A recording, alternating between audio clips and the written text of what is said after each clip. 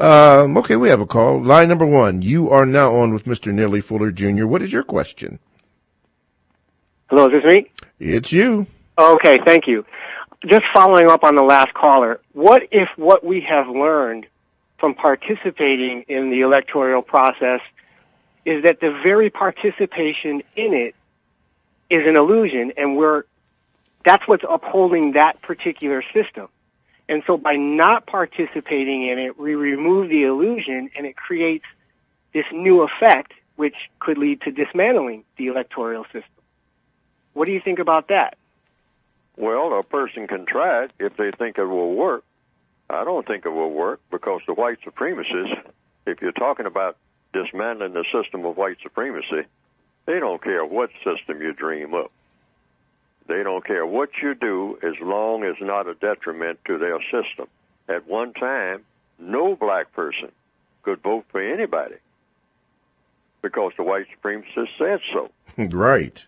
See what I mean? So, I mean, there wasn't any progress associated with that either. Is it progress? Is it progress, or are we basically saying we have to accept the lesser, choosing the lesser of two evils, which is still we're picking an evil? In answer to that question, the answer is yes.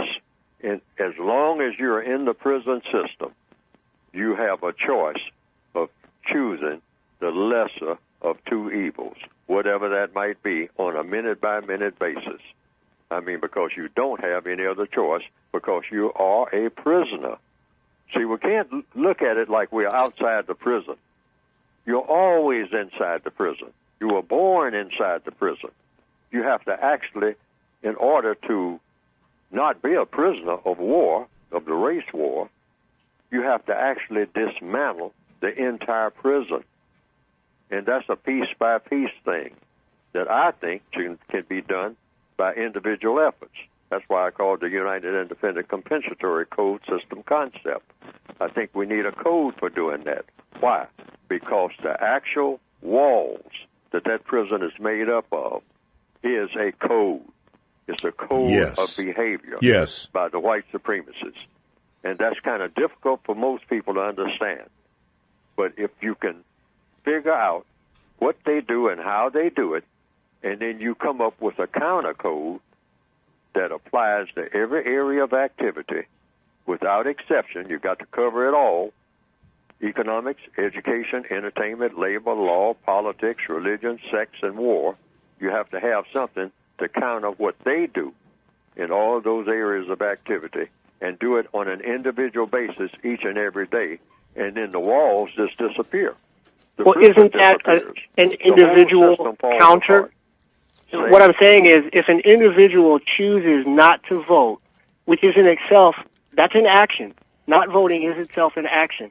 If their whole system is based on this, government by the people, or at least the illusion, then an individual can choose not to vote, not participate in that system. They're still going to get the lesser of two evils, but at least they didn't pick the evil, or they didn't choose the evil. They're going counter to what they want. What the system wants is for everyone to vote, to maintain the illusion.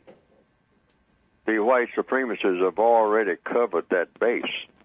They had that base before they allowed black people to vote. Yes. See, I mean, in other words, it's not the lesser of two evils. It's just switching one evil from another. And not only that, it puts you in a position where you're really at a greater disadvantage now, because the white supremacists will say, well, you're not getting anything because you didn't vote. You're not getting anything. We already don't get anything. All right. And so you can tell them that, and they will say, well, it's because you don't want anything and you're not going to get anything. So nothing is new. Nothing has changed. I wasn't going to give you anything if you voted, and I'm not going to give you anything if you don't vote. So there's is there any value in the conscientious objector? Hello? Yeah, is there any value in the conscientious objector? It could be. I'm saying anybody who wants to, the United Independent System says, try anything that you think will work. I just don't believe it will work because we had that before, where no black person was allowed to vote. You say, you better not come anywhere near these poles or we will kill you. He did that. Okay? We will kill you. We won't just drive you away. We will chase you down and kill you if you come anywhere near a voting booth. But then they said, oh, okay, we changed the rules. You can come in and vote now. But either way, they had it set up. Right. That you can only go where they want you to go in their prison system. Either way. The whole world is a prison. Thank you, my brother. Thank you, my brother. One follow.